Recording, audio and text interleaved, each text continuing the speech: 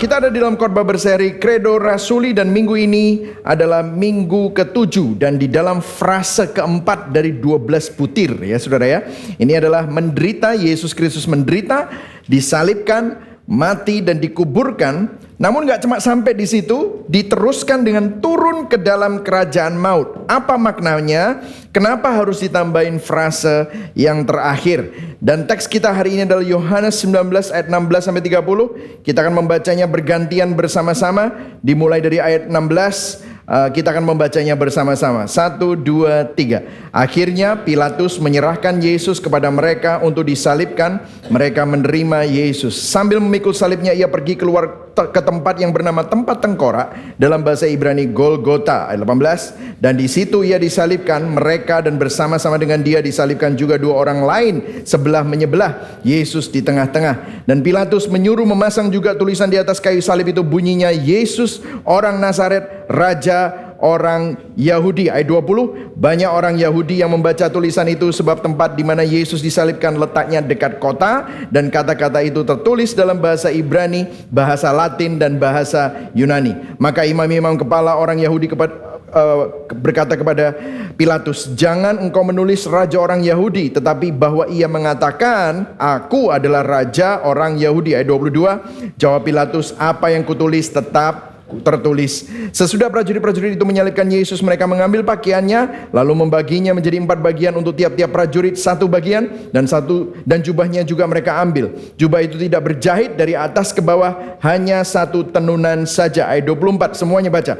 Karena itu mereka berkata seorang kepada yang lain, janganlah kita membaginya menjadi beberapa potong, tetapi baiklah kita membuang undi untuk menentukan siapa yang mendapatnya. Demikian hendaknya supaya genaplah yang ada tertulis dalam kitab suci. Mereka membagi-bagi pakaianku di antara mereka, dan mereka membuang undi atas jubahku. Hal itu telah dilakukan prajurit-prajurit itu. Dan dekat salib Yesus berdiri ibunya dan saudara ibunya Maria, istri Klopas dan Maria Magdalena. Ayat 26, ketika Yesus melihat ibunya dan murid yang dikasihinya di sampingnya, berkatalah ia kepada ibunya, ibu, inilah anakmu. Kemudian katanya kepada muridnya, inilah ibumu. Dan sejak saat itu murid itu menerima dia di dalam rumahnya. Ayat 28, sesudah itu karena Yesus tahu bahwa segala sesuatu telah tertulis, berkatalah ia, supaya genaplah yang ada tertulis dalam kitab suci, aku haus.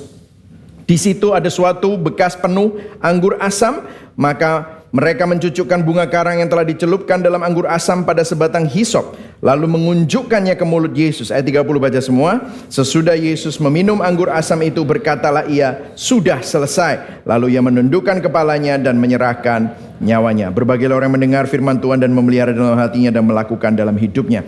Nah, hari ini saudara kita akan membahas, tentu saja saya nggak punya waktu untuk membahas secara detail ayat 16 sampai 30, tetapi kita akan membahas 3 perkataan Yesus yang ada di perikop ini, yaitu yang pertama, aku haus. Kemudian yang kedua, sudah selesai. Kemudian yang ketiga, ibu, inilah anakmu. Anak, inilah ibumu. Dan poin saya ada 3. Hal-hal apa saja yang kita perlu pahami mengenai penyaliban Yesus. Kemudian yang kedua, apa yang terjadi melalui salib Kristus? Apa yang Yesus selesaikan dan capai melalui salibnya? Kemudian yang ketiga, bagaimana hal itu dapat mengubah kehidupan kita. Kita akan mulai yang pertama, hal-hal apa saja yang perlu dipahami mengenai penyaliban Yesus. Yang siap belajar katakan yes. Amin. Saudara, peristiwa penderitaan Yesus, penyaliban Yesus dan kematian yang Kristus alami merupakan salah satu dasar penting bagi iman Kristen. Dan dikatakan di Yohanes 19 ayat 16a, dikatakan akhirnya Pilatus menyerahkan Yesus kepada mereka untuk disalibkan. Nah saudara, kalau saudara perhatikan ada begitu banyak nama-nama yang tidak ada hubungannya dengan Injil, tetapi disebut oleh penulis Injil. Mungkin saudara bingung, mengapa para penulis Injil ini menulis atau ditulis menderita, pengakuan iman rasuli, menderita di bawah pemerintahan Pontius Pilatus. Kenapa kok pengakuan iman rasuli kita, nama Pontius Pilatus itu masih ditulis? Kan mestinya nggak ada hubungannya, wong Pontius Pilatus juga belum tentu selamat kok. Nggak percaya Yesus kok. Kenapa kok itu harus ditulis di bawah pemerintahan Pontius Pilatus? Nah ini perlu kita pahami saudara. Yang pertama adalah membuktikan secara historis bahwa di dalam pengakuan iman rasuli ada nama Pilatus untuk memberitahu seluruh umat manusia bahwa Yesus bukan mitos, Yesus bukan legenda, Yesus sungguh telah masuk ke dalam sejarah. Pada di zaman itu, di zaman Maria Yesus telah dilahirkan, dan di zaman Pilatus Yesus telah disalibkan. Pilatus adalah karakter yang penting sebab Pilatus adalah karakter yang menjadi alat dari tokoh agama Yahudi dan Sanhedrin untuk melaksanakan rencana jahat mereka. Jadi sang hakim dihakimi oleh pendosa melalui Pontius Pilatus. Nah, bahkan sejarawan orang-orang Yahudi pun yang namanya Josephus Flavius menuliskan di dalam bukunya The Antiquities of the Jews, dikatakan begini, saat itu Yesus seorang yang bijaksana, karena dia adalah pelaku pekerjaan yang luar biasa, seorang guru dari orang-orang yang menerima kebenaran dengan senang hati, gak ada yang maksa. Dia menarik banyak orang Yahudi, bahkan bukan orang Yahudi. Dia adalah Kristus. Dan lihat namanya, ketika siapa? Pilatus. Atas saran dari orang-orang utama di antara kita, siapa itu? Orang-orang tokoh-tokoh ahli Farisi, orang ahli Taurat, telah menghukum dia di kayu salib. Jadi sejarawan Yahudi menulisnya. Dan bukan hanya sejarawan Yahudi, sejarawan Romawi yang bernama Cornelius Tacitus juga berkata begini di dalam bukunya, sekelompok orang yang dibenci karena kejahatan mereka, yang oleh karena banyak orang disebut Kristen.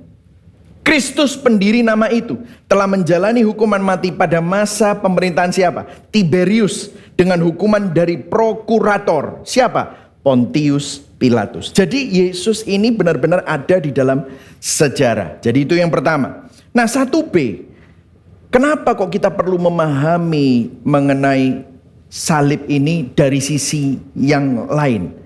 Karena begini saudara, salib menunjukkan betapa hebatnya penderitaan yang Yesus alami.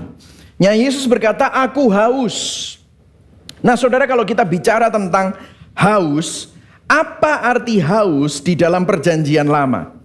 Saudara, kalau saudara baca kitab Mazmur, kitab Yesaya, kitab Yeremia, haus itu menggambarkan orang-orang yang jauh daripada Tuhan, mereka dikatakan haus. Haus adalah suatu metafora yang sering digunakan untuk suatu kehampaan rohani.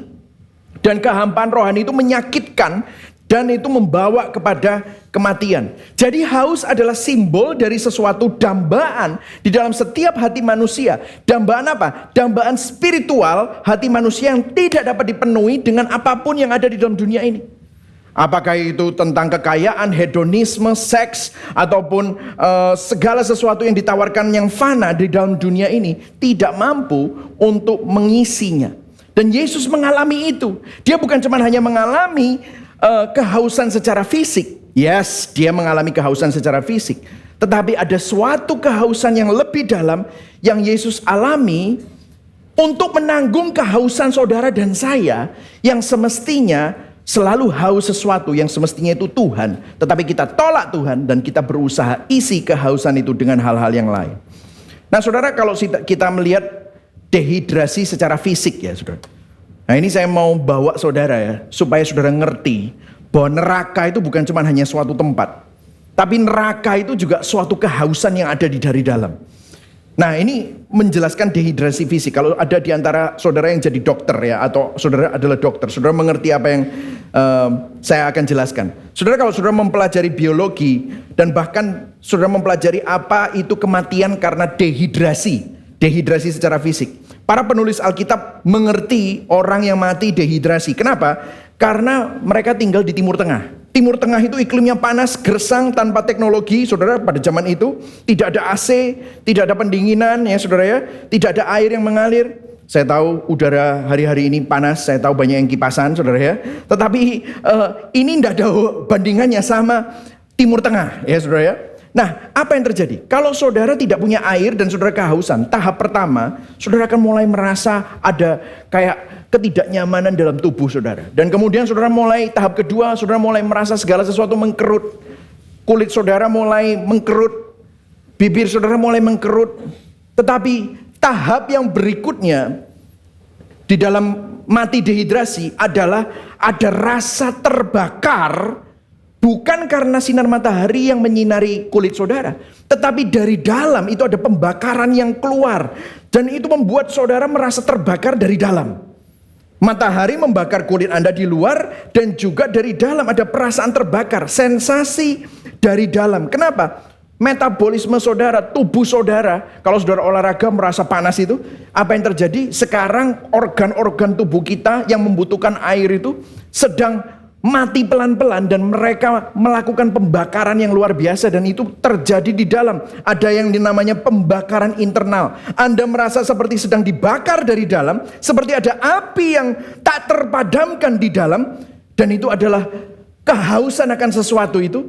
Dan ada semacam ledakan dari dalam internal. Dan orang mati seperti itu. Pelan-pelan mati kepanasan dari luar dan dari dalam. Dan kalau saudara bilang, saya pernah membaca beberapa artikel bahwa orang yang mati dehidrasi, kena matahari dari luar, dan juga terbakar dari dalam, itu rasanya seperti neraka. Meskipun orang itu yang nulis tidak pernah pergi ke neraka. Tetapi bilangnya seperti itu. Nah, ada yang menarik, saudara. Kenapa? Karena Yesus pernah memberikan perumpamaan tentang neraka. Kan neraka ini diperbincangkan dan perdebatkan kan, ada atau tidak gitu ya. Oh, mungkin neraka itu hanyalah sebuah metafora ya, keterpisahan dari Tuhan. Ya betul. Tapi ada atau tidak sih tempatnya ini? Nah, ini yang ngomong Yesus, bukan yang lain. Di mana? Lukas 16 ayat 19-31. Kalau sudah perhatikan, ini ceritanya siapa? Orang kaya dan Lazarus yang miskin. Saudara masih ingat? Kalau saudara masih ingat, saudara bisa lambaikan tangan. Ya, saudara pernah tahu? Oh, oke, lumayan ya. Banyak yang sekolah minggu ya. Yang sisanya kemana ini, saudara? Ya. Atau mungkin malas angkat tangan karena takut nanti kalau angkat tangan ada energi keluar atau saya kepanasan, Pak, gitu ya, saudara. Ya. Jadi ini sangat menarik ya. Meskipun ini hanya perumpamaan, tetapi ini bersifat metaforis. Tetapi Yesus yang menceritakan kisah ini, Lazarus dan orang kaya. Nah, mereka dua-duanya masih hidup ceritanya di situ. Dalam kehidupan Lazarus adalah seorang yang miskin. Dia duduk di depan gerbang si orang kaya ini. Dan dia nggak pernah mendapatkan belas kasihan dari si orang kaya. Dia tidak pernah mendapatkan bantuan dan kepedulian dari si orang kaya. Karena orang kaya ini adalah orang yang mencintai dirinya sendiri, kekuasaannya, dan mencintai kekayaannya, dan menyalahgunakan kekayaannya dan kekuasaannya. Dia nggak peduli sama orang lain, dia nggak peduli sama Lazarus, dia nggak peduli tentang hal-hal yang lain selain dirinya sendiri. Dan apa yang terjadi? Mereka lalu kemudian mati. Nah, orang kaya, apa yang terjadi? Masuk ke neraka. Dan Lazarus berada di surga. Nah, ceritanya Yesus bilang bahwa si orang kaya melihat ke atas di antara jurang yang memisahkan antara surga dan neraka. Ceritanya begitu, saudara. Kemudian Lazarus ternyata ada di surga di pangkuannya Bapak Abraham. Dan kemudian si orang kaya itu berseru, "Aku haus." Dan dia berkata kepada Bapak Abraham di Lukas 16, dia berkata, "Suruh Lazarus datang dan mencelupkan jarinya ke dalam air untuk mendinginkan lidahku dengan itu, karena aku dalam penderitaan di dalam api ini." Nah, coba saudara perhatikan, ada api, ada penderitaan, ada haus, ada perasaan panas ya saudara. Nah, ini yang terjadi di dalam deskripsi-deskripsi ini. Nah, sangat menarik ya saudara. Yang menarik adalah begini. Kalau sudah perhatikan, ini orang kaya, gak ada kata-kata pertobatan sama sekali. Oh Tuhan, aku bertobat, gak ada. Malah orang kaya ini gak minta maaf, malah ngomong sama Bapak Abraham, malah memperlakukan Lazarus seolah-olah Lazarus itu masih orang miskin yang bisa dia suruh-suruh. Lihat bilang apa? Suruh Lazarus, dia jadi pelayanku, dia kurirku, dia masih di bawahku. Dengan kata lain, orang kaya ini masih memegang teguh kesombongannya, masih egois, masih peduli sama dirinya sendiri, dan itu yang menyebabkan dia ada di neraka. Dan meskipun dia di neraka, tetap tidak bertobat, masih tetap sombong. Meskipun dia terbakar luar dan dalam, dia haus, tapi dia tenggelam di dalam kehausannya. Dia tenggelam dalam dosanya. Dia menolak Tuhan dan menolak untuk bertobat. Itulah keadaan neraka, saudara. Dan orang ini gak bertobat, saudara. Profesor saya teologi ada yang nanya begini, Pak, kalau misalnya Tuhan kenapa sih, tadi kan pertanyaan katekismus, kenapa Tuhan tidak menyelamatkan semua orang? Terus profesor saya bilang, pakai cerita ini. Profesor bilang, seakan-akan kalaupun pintu surga dibuka lebar-lebar, itu orang kaya tidak mau masuk. Karena dia nanti kalau masuk, dia duduk sama Lazarus, malah dia memperlakukan Lazarus seperti orang suruhannya. Bahkan kalau pintu surga terbuka lebar-lebar, orang ini tetap nggak mau masuk. Dia tetap ada di dalam dan tenggelam di dalam kesombongannya. Dan kesombongan itu membakar dia. Tapi dia tidak bisa bertobat. Nah, haus, orang kaya di neraka itu mengatakan aku haus. Menunjukkan apa? Penderitaan rohani yang dialami oleh mereka yang terpisah dari Allah. Haus dalam perumpamaan ini menggambarkan penderitaan spiritual dan kehausan akan Allah yang tidak dapat dipenuhi di neraka. Jadi saudara perhatikan ya saudara, hidup yang tidak menjadikan Tuhan sebagai pusat kehidupan, hidup yang tidak menjadikan Tuhan sebagai sumber segala sesuatu, merupakan hidup yang terpisah dari Tuhan, hidup yang penuh dengan kehausan. Kita bisa berusaha untuk mengisi kehausan kita dengan berbagai macam hal-hal yang fana, tetapi itu tetap tidak cukup, dan kehausan itu terus membawa kita ke dalam suatu pencarian. Dan kalau kita tidak bertobat dan ketemu sama Tuhan, maka apa yang terjadi? Cicipan hidup selama kita hidup itu adalah cicipan seperti di dalam neraka. C.S. Lewis di dalam bukunya The Great Divorce menggambarkan neraka sebagai tempat di mana orang-orang terjebak dalam egoisme dan kebencian mereka sendiri. Kalau saudara melihat semua film-film di Netflix, HBO maupun Prime TV, saudara lihat film-film yang bagaimana orang jahat yang semakin jahat, yang selalu haus akan kekuasaan, haus akan seks, haus akan nafsu. Saudara akan lihat hidup mereka semakin lama semakin gelap, terpisah dalam Tuhan, tenggelam dalam kebencian, semakin lama semakin jahat. Itulah cicipan neraka. Dalam buku satu lagi, The Screwtape Letters, C.S. Lewis, saya suka C.S. Lewis ya saudara, menggambarkan bagaimana iblis menggoda manusia untuk menjauh dari Allah, yang pada akhirnya membawa manusia itu kepada penderitaan kekal. Kedua buku ini mengajarkan apa yang sama yang Yesus ajarkan di Lukas 16 ayat 19 sampai 31. Jadi apa yang kita bisa pelajari di sini? Perhatikan saudara. Secara spiritual, jika kita tidak menjadikan Tuhan sebagai sumber kehidupan kita dan menempatkan Tuhan di pusat kehidupan kita, namun kita menempatkan hal-hal lain selain Tuhan, let me tell you this, saudara tidak akan pernah puas. Saudara akan justru mati kehausan. Kita mengalami kehausan abadi.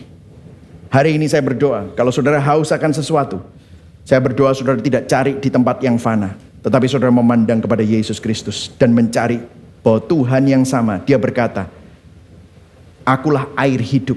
Barang siapa minum air hidup ini, dia tidak akan haus lagi, tapi memperoleh mata air yang akan keluar dari dalam hidupnya. Muncul aliran-aliran air yang baru. Yang setuju katakan amin. Datang kepada Yesus, karena hari ini merupakan suatu panggilan buat saudara yang online.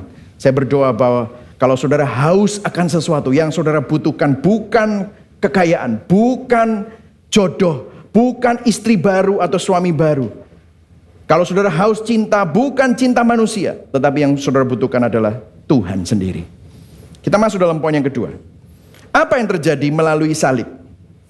Nah, saudara kalau perhatikan di sini, dia berkata, kita baca sama-sama ayat 30 ya. Ini kata-kata yang sangat terkenal di dalam kekristenan ya. 1, 2, 3. Sesudah Yesus meminum anggur asam itu, berkatalah ia, apa saudara? Sudah selesai.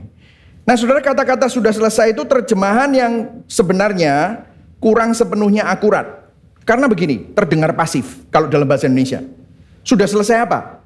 Sudah selesai penderitaannya, sudah selesai, akhirnya penderitaanku sudah selesai gitu. Maksudnya begitu kah? Apa maksudnya? Nah, kita kembali kepada bahasa aslinya. Tetelestai. Ayo katakan sama-sama biar saudara bisa tahu apa itu bahasa Yunaninya ya. 1, 2, 3. Tetelestai. Tetelestai itu dari kata telos. Katakan sama-sama telos. Telos itu apa? Desain. Ada suatu desain, ada tujuan, ada rencana Allah. Apa yang sudah diselesaikan. Seakan-akan Yesus berkata, aku telah mencapainya. Aku telah menyelesaikannya. Aku telah melakukannya. Apa? Rencana Allah. Akhir yang merangkum semua perjalanan Yesus dari awal. Akhir yang merangkum semua nubuatan Yesus dari kitab Kejadian. Yang memberikan arti kepada semua yang telah dijalani itu secara utuh dan sempurna. Diselesaikan, dicapai, dan dilakukan oleh Yesus. Artinya begini, tidak ada lagi yang tersisa untuk dilakukan. Sudah utuh, sempurna. Dan di sini dikatakan 1 Petrus 3 ayat 18. Kalau kita baca sama-sama ya, 1, 2, 3. Sebab juga Kristus telah apa? Mati berapa kali saudara? Sekali untuk berapa? Segala dosa kita. Terus ya saudara, ia yang benar untuk orang-orang yang tidak benar. Supaya apa? Ia membawa kita kepada Allah. Artinya apa yang Yesus lakukan itu komplit. Katakan sama-sama komplit. Komplit. Utuh, katakan sama-sama utuh, ya. Sempurna, katakan sama-sama sempurna. Sempurna. Jadi gini, dia nggak perlu mati lagi. Dia nggak bisa mati lagi. Karena hutang dosa saudara dan saya sudah lunas. Karya Kristus tidak bisa dikurangi dan tidak perlu ditambahi oleh karya saudara. Tidak perlu. Karena sempurna. Artinya begini saudara, Yesus Kristus telah menjembatani jarak yang tidak terbatas antara kita dan Tuhan. Dan tidak ada satu hal pun atau seinci pun yang tersisa untuk kita lakukan. Melalui karya salibnya, dia telah menuntaskan segala hal yang diperlukan untuk membawa kita kepada Allah. Berikan tepuk tangan buat Tuhan, ini adalah kabar baik saudara. Yang lebih meriah lagi, amin saudara. Luar biasa saudara, ini implikasinya besar. Saudara begini loh saudara, kadang kita masih berusaha hidup, berusaha menuntaskan dan menyelesaikan apa yang Kristus sudah lakukan. Seakan-akan ya, kita sering dengar begini, seakan-akan Tuhan cuma kasih DP, kita yang harus menyelesaikannya. Nah hari ini saya mau ke aplikasi praktisnya, oke saudara ya. Saya kasih beberapa tes dan contoh-contoh. Apakah saudara benar-benar hidup di dalam apa yang sudah diselesaikan Yesus, atau masih berusaha menyelesaikan apa yang Kristus sudah selesaikan?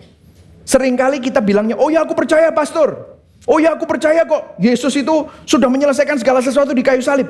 Tapi buktinya enggak saudara. Seringkali kita hidup di bawah performa kita. Saya kasih contoh ya, ada 3 hal sajalah supaya enggak terlalu panjang. Yang pertama ya saudara, perasaan inferioritas.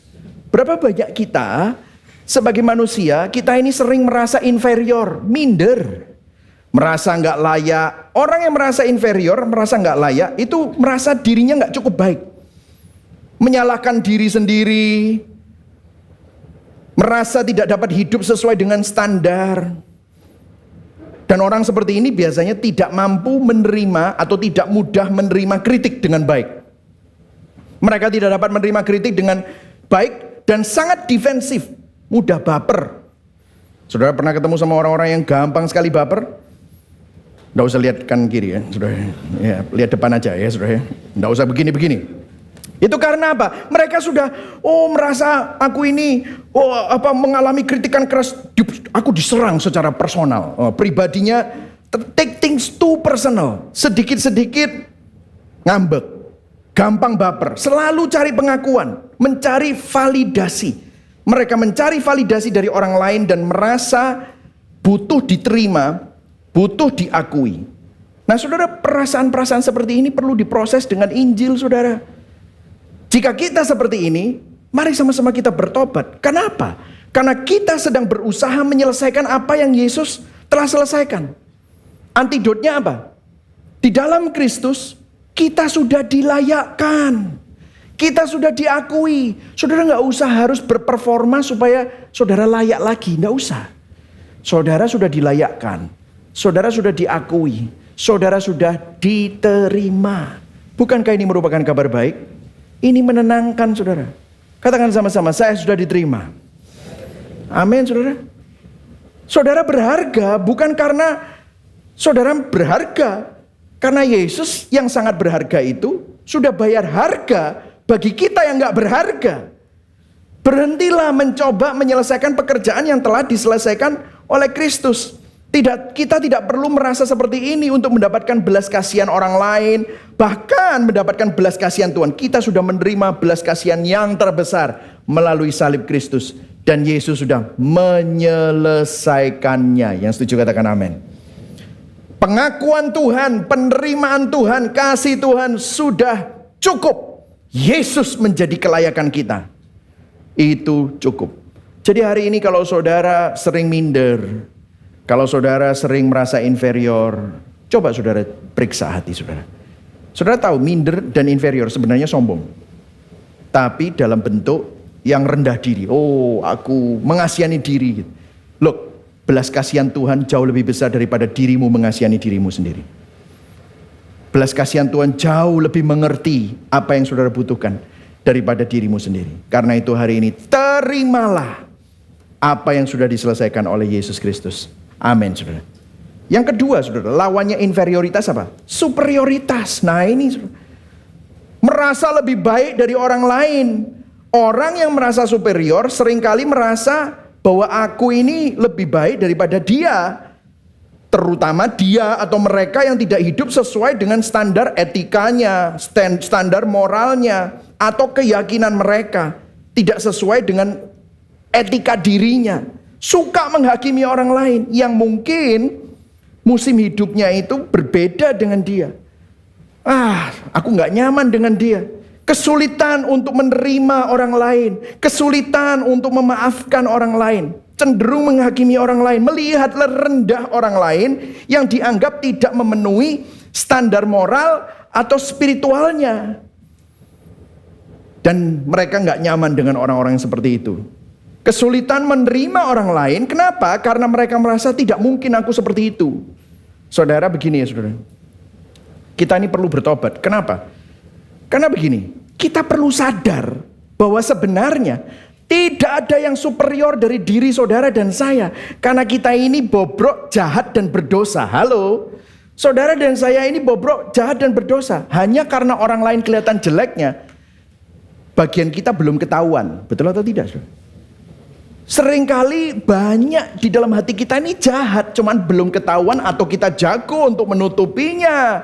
Saudara perhatikan di sini, kita hanya dapat diterima dan berkenan kepada Allah oleh karena apa? Yesus Kristus yang telah menyelesaikan karyanya yang sempurna. Saudara, di sini ada hashtag. Hashtagnya apa? Bukan tempat untuk orang sempurna. Maka jangan kaget jika banyak orang yang berbeda dalam perjalanan imannya dengan saudara. Ada di tempat ini, ada di care group saudara, ada di dalam bab yang berbeda. Kalau cerita hidup saudara itu buku, mungkin saudara sudah bab 10, dia baru bab 3. Ya nggak heran, dia mungkin saat ini ada di situ. Jangan merasa harus superior. Dulu kamu juga seperti itu. Orang yang gospel center, aku memandang rendah orang yang legalistik. Loh, dulu kamu ya legalistik, bro. Tapi hanya karena anugerah, sekarang kamu terbuka untuk Injil. Yang setuju katakan amin. Jadi jangan merasa kamu lebih hebat, superior. Nah ini juga berlaku bagi orang-orang yang liberal ya. Aku ini orangnya lebih santai. Wah, lebih santai. Aku enggak terlalu rigid seperti orang-orang legalistik ini. Wah, aku tak toan, aku bisa minum, aku ngerokok, aku ini. Yang penting Yesus selamat. Itu juga harus diproses, saudara. Karena perasaan itu berarti perasaan superior. Firman Tuhan bilang bahwa kalau saudara kecanduan sesuatu, kecanduan itu sebenarnya kehausan akan sesuatu yang bukan Tuhan. Padahal semestinya yang kita butuhkan adalah Tuhan. Mungkin saudara bilang, pastor, tapi kan bukan tempat untuk orang sempurna. Namun kita semua disempurnakan oleh Injil dan kuasa kasih karunia Kristus. Benar. Tapi bukan berlaku untuk orang lain. Itu berlaku dulu sama dirimu sendiri. Orang lain juga berlaku, tapi itu untuk dirinya mereka. Tapi urusan kita dengan Tuhan. Mungkin saat ini Tuhan sedang berusaha mengubah hati saudara untuk berempati. Halo? Amin, saudara. Mungkin saat ini Tuhan sedang berperkara dengan hati saudara untuk bisa belajar maklum, menerima. Saudara siap kalau misalnya tiba-tiba gereja ini didatangi sekelompok transgender sama waria, duduk sebelahmu, habis itu tadi nyanyi menyembah Tuhan bersama-sama dengan saudara. Saudara siap? Waduh, saya nggak nyaman, pastor. Saudara tahu yang paling tidak nyaman dengan semua dosa kita siapa? Tuhan. Tapi Yesus tidak menganggap kesetaraannya dengan Allah sebagai milik yang harus dipertahankan. Hanya mengosongkan dirinya, mengambil rupa menjadi seorang hamba. Saudara, kalau kita mengikuti apa yang Yesus lakukan, kita tidak akan merasa superior. Tapi bukan berarti, ini sedikit selingan ya. Saya masih ingat dulu waktu awal-awal Gibeon, saya baru pindah di Gibeon gitu saudara ya. Dan saya banyak bicara tentang anugerah. Nah kalau saudara banyak bicara tentang anugerah, apa yang terjadi? Itu orang macam-macam mulai datang. Terus ada salah satu Asher pernah datang sama saya. Bapak tahu nggak? Sekarang ini gerejanya rame ya memang ya. Tapi di luar itu ya setelah kebaktian podong rokok kabeh Pak. Ya apa Pak? Tak usir ya, tak suruh ngerokok di depannya itu sekolah sana ya. Atau kalau enggak kita tulis besar-besar dilarang merokok gitu ya. Ya boleh dilarang merokok tapi kasih juga asbak Pak. Loh kok dikasih asbak? Ini difasilitasi. Loh bukan Pak. Kalau orang yang masih kecanduan seperti itu mau mendengarkan firman Tuhan dan datang ke gereja, itu adalah perjalanan iman mereka. Tapi bukan berarti saya setuju dengan kecanduan-kecanduan tersebut. Kecanduan pornografi, alkohol, rokok, atau apapun, narkoba sekalipun. Tapi kita perlu tahu bahwa kita belajar berempati bahwa semua orang itu sebenarnya memiliki kesempatan. Dan Injil itu untuk semua orang. Setuju saudara? Sehingga apa? Dalam perjalanan hidup mereka, kalau sampai mereka berproses dan tiba-tiba mereka masuk ke care group saudara, apakah saudara akan isolasi mereka gara-gara mereka tidak sesuai dengan standar saudara? Atau kita menjadi sebuah komunitas Injil yang bisa berproses dan membawa kepada progressive sanctification. Sehingga perasaan superioritas ini kalau saudara proses dengan Injil, siapa yang punya hak untuk superior? Dia yang punya hak untuk jadi superior, rela jadi yang paling rendah. Lahir di Bethlehem, kota terkecil. Lahir di kandang yang paling hina. Supaya saudara dan saya yang paling rendah, yang paling hina dapat menerima kemuliaan Allah. Itulah Injil. Yang setuju katakan amin. Berikutnya saudara. Perasaan apa? Marah, kepahitan, mendendam. Orang yang mendendam atau marah itu sulit untuk melepaskan kebencian mereka terhadap orang yang telah menyakiti mereka. Gak mampu mengampuni. Kenapa? Karena merasa bahwa orang lain tidak pantas diampuni. Suka membandingkan diri. Aku lebih baik daripada dia. Aku gak kayak gitu. Dia itu kebangetan. Sehingga dia merasa tidak akan melakukan kesalahan yang sama. Let me tell you this saudara. Pengampunan hanya dapat mengalir dari kesadaran bahwa kita pendosa yang seharusnya binasa. Namun saudara dan saya diampuni sepenuhnya. Oleh apa? Karya Kristus yang sudah selesai sempurna. Sekarang kita mampu mengampuni orang lain. Amin saudara. Proseslah kemarahan saudara kalau saudara marah sama seseorang. Proseslah dendam saudara kalau saudara dendam dengan seseorang. Mulai dengan apa? Melalui apa yang sudah diselesaikan Kristus. Jadi sudah selesai itu adalah perkataan yang sangat powerful saudara. Karena begini, tetelestai sudah selesai, ini bukan seruan kekalahan, namun deklarasi kemenangan. Yesus telah menyelesaikan semua yang diperlukan secara sempurna. Rencana penebusan Bapa atas saudara dan saya. Lihatlah segala sesuatu dalam kehidupan melalui lensa Injil. Yang setuju katakan amin. Jadi hari ini saudara, mari sama-sama kita sama-sama pakai lensa yang berbeda. Jangan pakai lensa budaya. Jangan pakai lensa dirimu sendiri. Pakailah lensa Injil. Nah, satu lagi. Apa lagi yang terjadi melalui salib Kristus berdasarkan ayat ini, saudara? Kita baca sama-sama ya. Ayat 26. 1, 2, 3. Ketika Yesus melihat ibunya dan murid yang dikasihinya di sampingnya, berkatalah ia kepada ibunya, "Ibu, inilah anakmu." Kemudian katanya kepada muridnya, "Inilah ibumu." Dan lihat, sejak saat itu murid itu menerima dia di dalam rumahnya. Nah, saudara perhatikan, Yesus memperhatikan keluarganya, dan Yesus memastikan bahwa ibunya akan dirawat setelah kematiannya dengan mempercayakan Maria kepada siapa? Yohanes. Yohanes ini muridnya dan tidak ada hubungan darah. Perhatikan di sini. Ini menunjukkan kasih dan tanggung jawab Yesus terhadap keluarganya bahkan saat berada di salib. Ini semua terjadi di mana? Di antara bumi dan langit, Yesus tergantung di salib, dan ini semua terjadi di bawah kaki salib Yesus. Apa yang mau kita pelajari dari sini? Perhatikan di sini. Ada konsep keluarga baru melalui salib.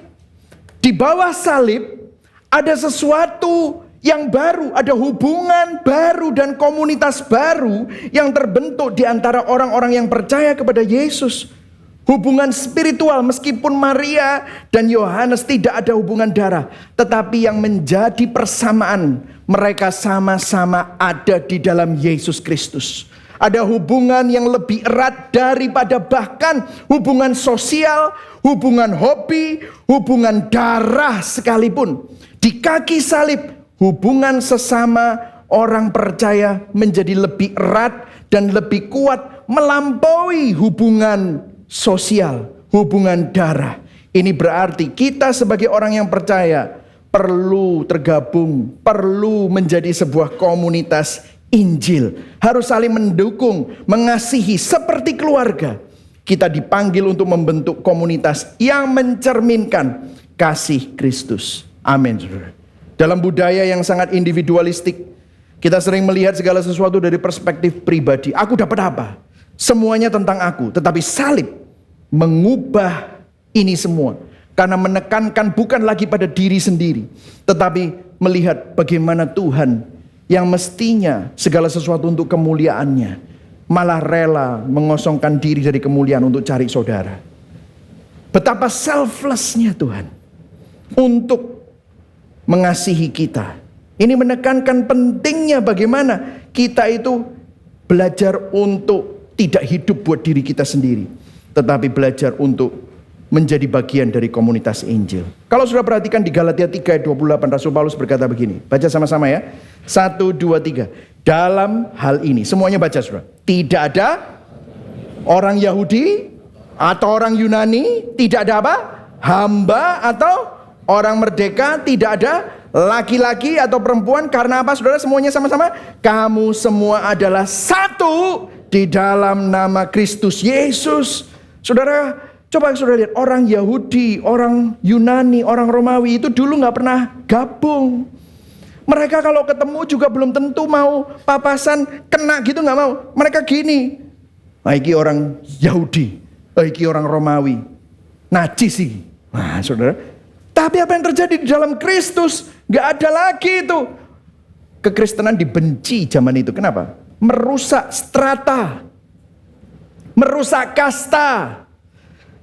Orang Yahudi, orang Yunani, orang Romawi kumpul dewe-dewe. Tapi kalau di komunitas Kristen, mereka bisa duduk sama-sama bilang, "You're my brother." Terus lihat, tidak ada hamba atau orang merdeka. Hamba di sini bahasa aslinya apa? Budak. Dulu budak nggak boleh duduk sama tuannya.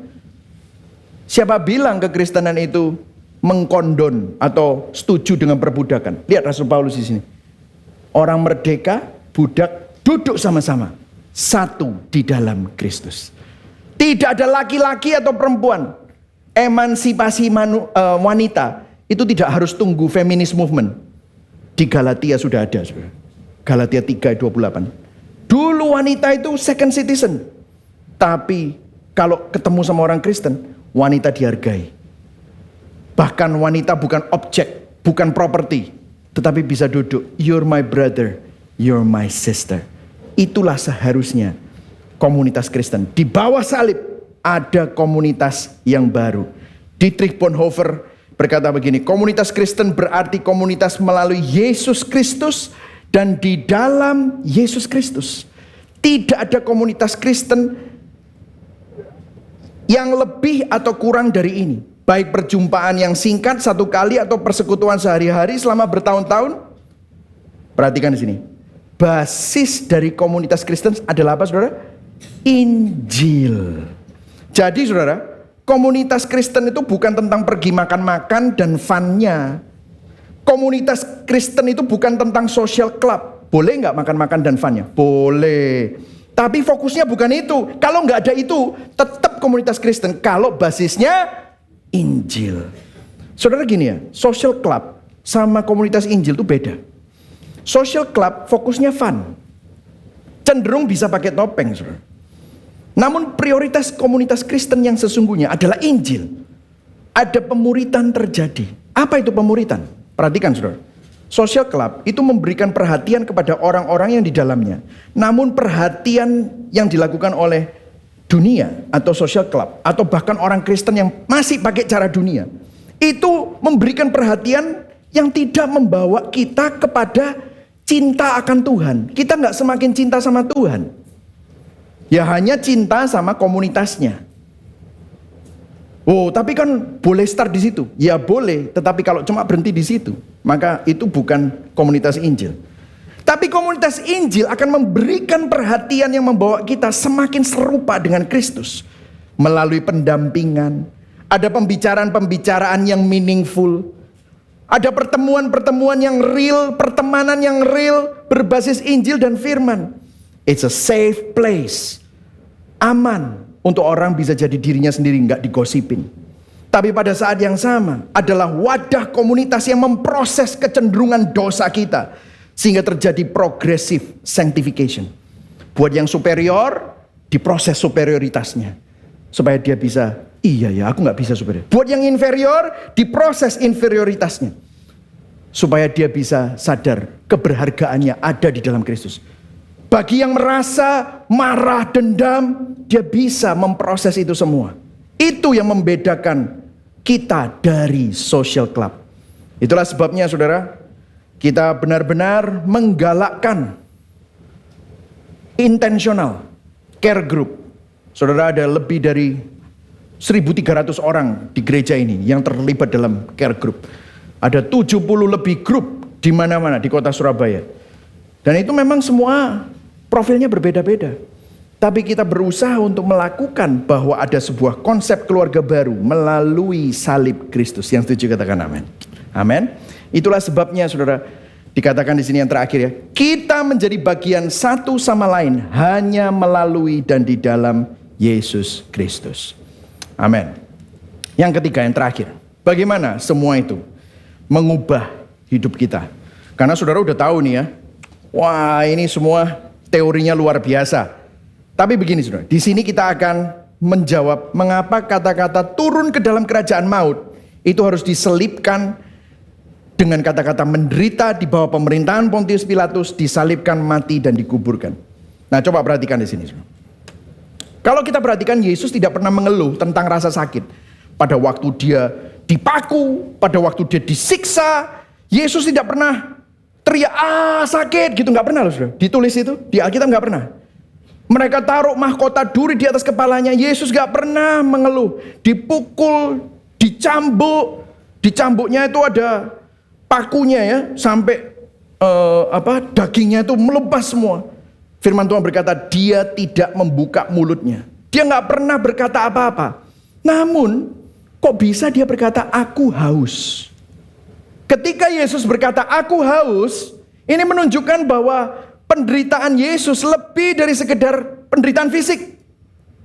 Ada penderitaan rohani yang lebih mendalam, saudara. Dan coba saudara perhatikan, ada yang menarik, bahwa dikatakan, sebelum kata-kata aku haus, baca sama-sama yang digaris bawahi dengan huruf besar. Sama-sama kita baca ya, 1, 2, 3. Supaya genaplah yang ada tertulis dalam kitab suci. Nah, ayat yang perlu dibuat genap itu ayat yang mana? Dalam perjanjian lama, nubuatan yang mana yang dimaksudkan di sini? Karena itu sudah dinubuatkan dan dituliskan oleh penulis Alkitab di perjanjian lama. Nah, kalau saudara punya Alkitab, saudara punya Alkitab yang elektronik, saudara itu ada catatan kakinya. Nah, catatan kaki itu langsung kepada ayat di Perjanjian Lama. Apa itu ayatnya? Di Mazmur 22. Mazmur 22 merupakan mazmur pribadi, ratapan dari Raja Daud yang sedang saat itu mengalami kesesakan. Kalau saudara lihat di ayat 15 dikatakan begini, seperti air aku tercurah, tulangku terlepas dari sendi-sendiku, hatiku menjadi seperti lilin, hancur luluh di dalam dadaku. Masih ingat tadi? Kalau orang mati dehidrasi, seperti ada terbakar dari dalam. Ayat 16. Ayat 16 ini yang dimaksudkan oleh Yohanes 16 ayat 28 tadi. Kekuatanku kering seperti beling, lidahku melekat pada langit-langit mulutku, dan dalam debu maut kau letakkan aku. Ini yang ditulis oleh Raja Daud, dan tanpa dia sadari, Raja Daud melalui mazmurnya sedang menubuatkan sosok seorang Mesias, pribadi Tuhan sendiri yang berinkarnasi menjadi manusia. Dan saudara tahu Mazmur 22 ayat 1 apa yang ditulisnya? Allahku, Allahku, mengapa engkau meninggalkan aku? Ketika Kristus mengatakan aku haus, ketika Kristus mengatakan Allahku, Allahku, mengapa engkau meninggalkan aku? Ini tentu bukan hanya karena dia kesakitan biasa. Waktu dia berkata aku haus, ini bukan kehausan biasa. Apa yang Kristus alami? Perhatikan di sini. Pernyataan Yesus aku haus. Disalib, Yesus mengalami neraka. Seakan-akan turun dalam kerajaan maut, rasa haus yang kekal. Ini adalah simbol dari penderitaan rohani yang paling dalam, bukan hanya rasa haus fisik.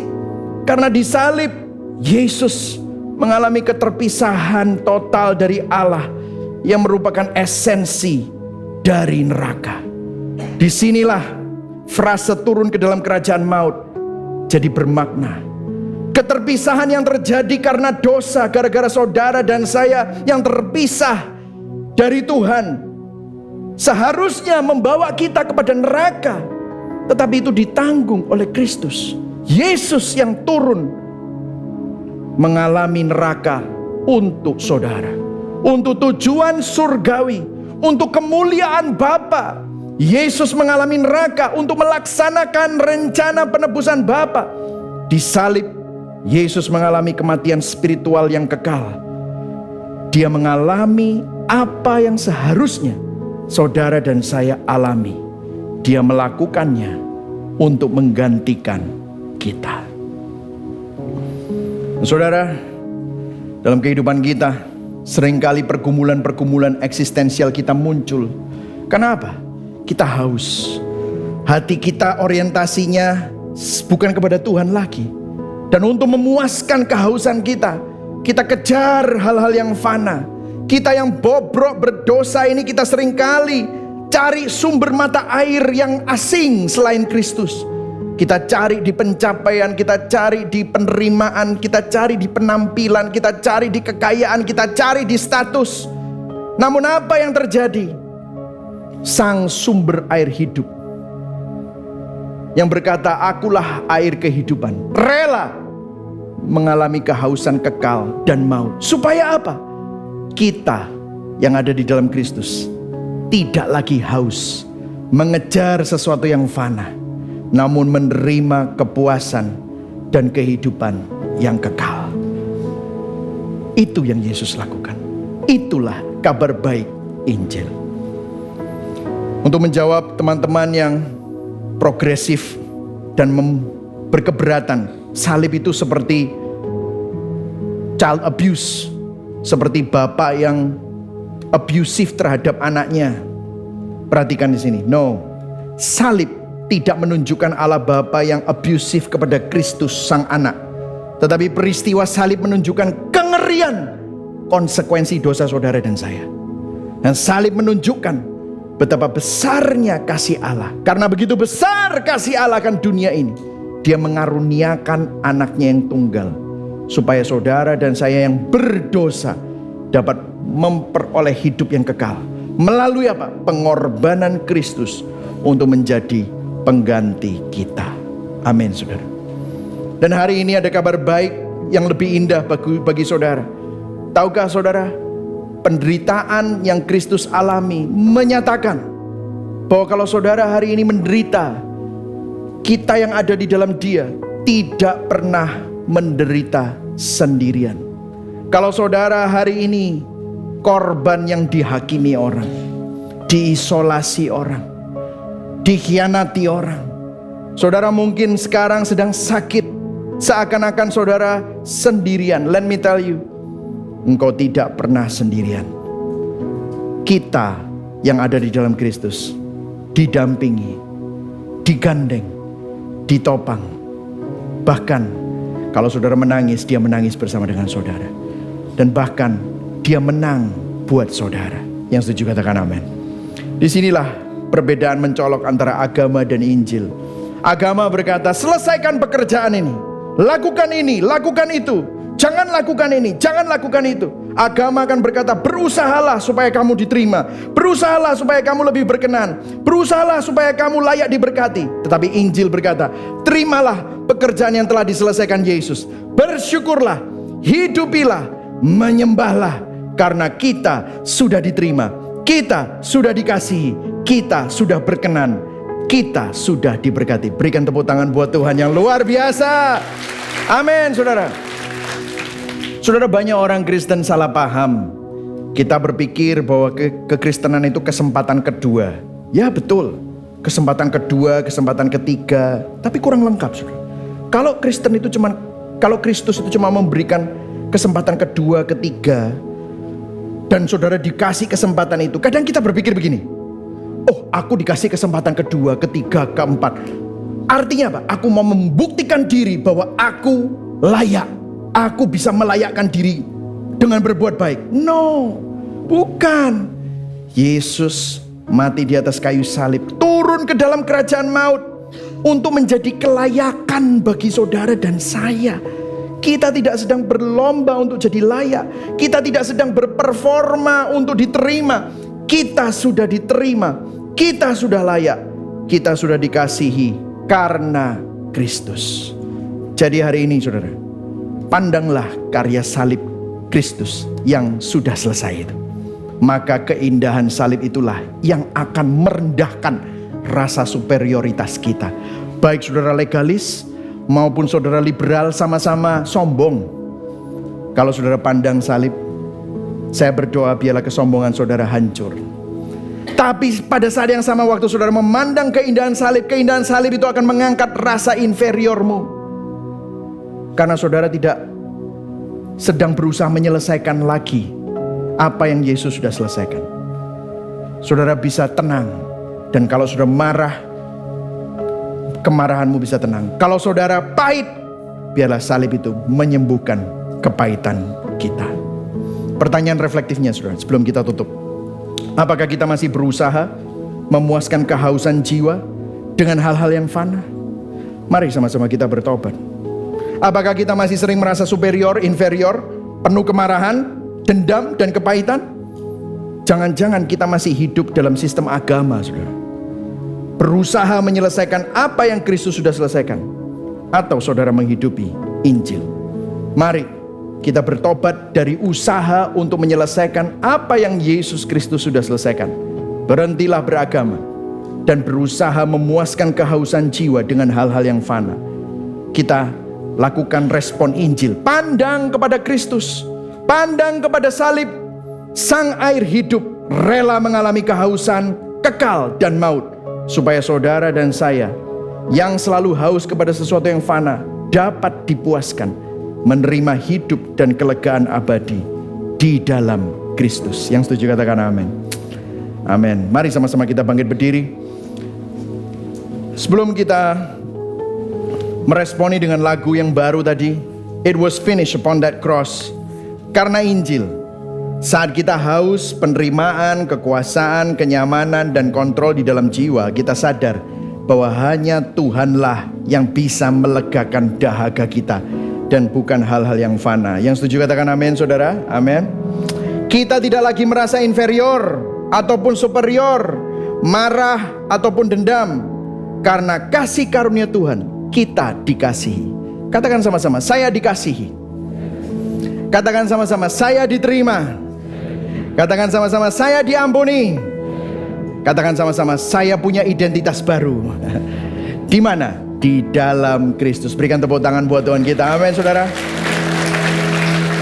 Karena Injil, kita tidak lagi hidup untuk diri sendiri, namun kita bisa berbagi hidup dan menjadi bagian dari keluarga yang baru melalui karya salib Kristus.